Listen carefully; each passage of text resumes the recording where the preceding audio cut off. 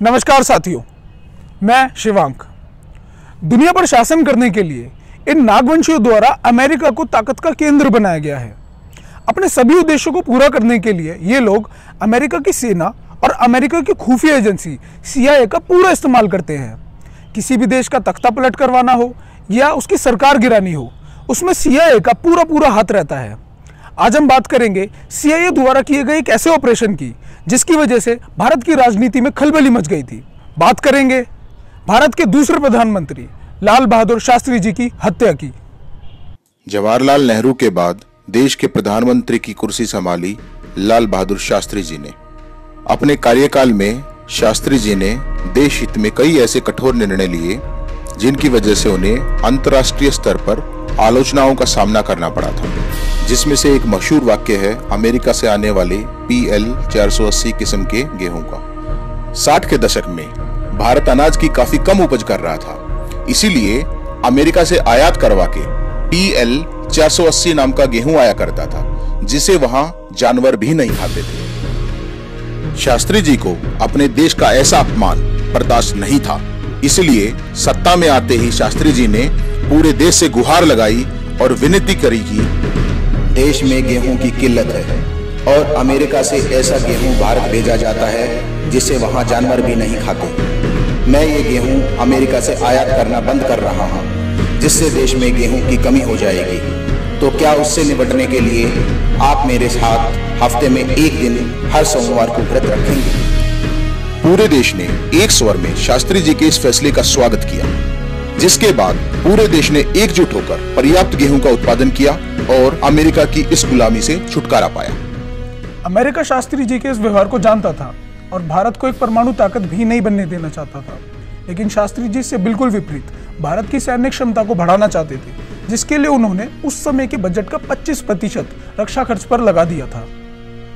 रक्षा budget पर अच्छा खासा खर्च होने की वजह से 1965 के भारत पाकिस्तान युद्ध में भारतीय सेना का मनोबल इतना बढ़ा हुआ था कि वह पाकिस्तान के लाहौर तक पहुंच गई थी और शास्त्री जी ने भी सेना को खुली छूट दे रखी थी। अमेरिका भारत की इस ताकत को देखकर डर गया और उसे यह लगा कि अगर भारत की सेना आगे बढ़ती रही तो भारत पाकिस्तान पर कब्जा कर लेगा और ताकतवर बन जाएगा। अमेरिका ने जानबूझकर इस लड़ाई के बीच में अपनी टांग अड़ा दी और भारत पाकिस्तान के बीच शांति वार्ता की बातें करने लगा। पहली बार तो शास्त्री जी ने अमेरिका की इस बात पर ध्यान नहीं दिया, लेकिन फिर अमेरिका ने संयुक्त राष्ट्र के द्वारा भारत पर दबाव बनाना शुरू किया, जिसके कारण शास्त्री जी को युद्ध विराम करना ही पड़ा। युद्ध विराम के बाद भी अभी तक भारतीय सेना पाकिस्तान की सीमा के अंदर थी और पाकिस्तान का एक बड़ा हिस्सा अभी भी भारत के कब्जे में था। संयुक्त राष्ट्र को यह बात बहुत खटक रही थी, इसलिए उसने एक शांति वार्ता पर दोनों देशों को हस्ताक्षर करने के लिए जोर देना शुरू किया, जिसमें शर्त कुछ ऐसी थी कि भारत ने पाकिस्तान का जितना भी हिस्सा इस युद्ध में जीत लिया है वो पाकिस्तान को वापस कर दिया जाएगा और भविष्य में भारत और पाकिस्तान शांति कायम रखेंगे। इस शांति वार्ता की मध्यस्थता रूस ने की और शांति समझौते पर हस्ताक्षर करने के लिए कार्यक्रम सोवियत यूनियन के ताशकंद शहर में रखा गया, जो आज उज्बेकिस्तान में है। शास्त्री जी शांति वार्ता को लेकर खुश नहीं थे, क्योंकि भारत उस समय बहुत मजबूत स्थिति में था और चाहता तो पूरा पाकिस्तान अपने कब्जे में ले सकता था।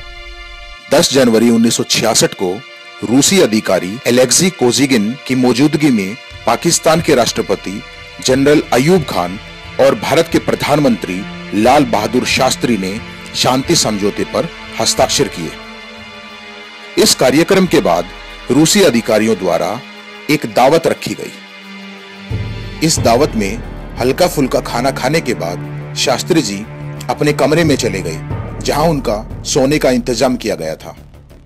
शास्त्री जी का एक नियम था कि वे रात को खाना खाने के बाद 1 गिलास दूध जरूर पीकर सोते थे। उनके खाने पीने का ध्यान रखने के लिए उनके साथ एक रसोइया जिसका नाम रामनाथ था हमेशा रहा करता था और सभी विदेशी दौरों पर उनके साथ जाया करता था। शास्त्री जी को रात का दूध बनाकर देने का काम भी रामनाथ ही किया करता था, लेकिन उस दिन रूस के अंदर भारत के राजदूत TN कोल के रसोइये ने शास्त्री जी को उनका रात का दूध दिया। शास्त्री जी वह दूध पीकर सो गए, लेकिन रात को करीब 1:20 पर शास्त्री जी को अचानक खांसी आना शुरू हुई और सांस लेने में भी दिक्कत होने लगी। जमीन पर रेंगते हुए शास्त्री जी किसी तरह अपने कमरे के दरवाजे तक पहुंचे ताकि बाहर किसी को मदद के लिए बुला सके, लेकिन षड्यंत्र के तहत शास्त्री जी के निजी सचिव और डॉक्टर समेत सभी के कमरे शास्त्री जी के कमरे से अच्छी खासी दूरी पर रखे गए थे ताकि ऐसी किसी स्थिति में मदद मिलने में देरी हो जाए। लेकिन फिर भी हिम्मती शास्त्री जी अपने निजी सचिव जगन्नाथ सहाय के कमरे तक पहुंच जाते हैं और फिर भगदड़ मच जाती है। इसके बाद डॉक्टर आर.एन. चुग उनका चेकअप करते हैं, लेकिन तब तक बहुत देर हो चुकी थी और शास्त्री जी को मृत घोषित कर दिया जाता है। शुरुआत में देखने में ये एक हार्ट अटैक से हुई मृत्यु समझी गई और भारतीय अधिकारी ये मान भी चुके थे कि उनके प्रधानमंत्री की मृत्यु हार्ट अटैक से हुई है। पर रूस की खुफिया एजेंसी केजीबी सबसे पहले ये शक जाहिर करती है कि शास्त्री जी हार्ट अटैक से नहीं बल्कि जहर दिए जाने की वजह से मरे हैं। इसके बाद शास्त्री जी के मृत शरीर को भारत लाया जाता है। शास्त्री जी के शरीर को देखकर उनकी माताजी यही कहती हैं कि उनके बेटे को जहर दिया गया है। माताजी ने ऐसा इसलिए कहा क्योंकि शास्त्री जी का पूरा शरीर नीला पड़ चुका था, जो कि केवल जहर दिए जाने के बाद ही हो सकता है। शास्त्री जी की माताजी, उनकी पत्नी ललिता शास्त्री जी और उनकी बेटी सभी लोग पोस्टमार्टम करवाने के लिए कहते हैं, लेकिन कोई उनकी नहीं सुनता और अंतिम संस्कार कर दिया जाता है। भारत जैसे देश में जहां कहीं एक आम आदमी के मर जाने पर भी पोस्टमार्टम कर दिया जाता है, लेकिन इतने बड़े देश के प्रधानमंत्री जो कि एक दूसरे देश में शांति वार्ता पर हस्ताक्षर करने गए थे और संदिग्ध हालत में मृत पाए गए, लेकिन तब भी पोस्टमार्टम नहीं किया जाता। इस बात से पक्का हो जाता है कि शास्त्री जी को षड्यंत्र के तहत ही मारा गया था।